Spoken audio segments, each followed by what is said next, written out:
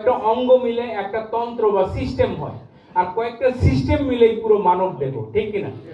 তো কোষ যখন নষ্ট হবে আপনার শরীরের সিস্টেম বা অর্গানগুলো প্রপারলি কাজ করবে না, করবে? আর যখন প্রপারলি কাজ না করবে তখন আপনার শরীরের মধ্যে আরাম থাকবে? আরাম না থাকলে কি বলবেন, ভাই আমি ব্যারামে আছি, রাইট? আরাম না থাকাই তো ব্যারাম, নাকি? আপনি ইংরেজিতে বলবেন ভাই আমি ইজি নাই, ডিজ ইজি আছি, মানে ডিজিজে আছি, রাইট? আপনি বলবেন আমি সুখে নাই, অসুখে আছি, মানে আমার অসুখ হয়েছে, right?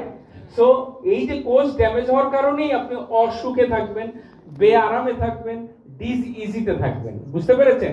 So disease is nothing, cellular damage, কোষ নষ্ট হয়ে যাওয়া, অসুখ কোষ নষ্ট হয়ে যাওয়া, ব্যারাম কোষ নষ্ট হয়ে যাওয়া, রাইট?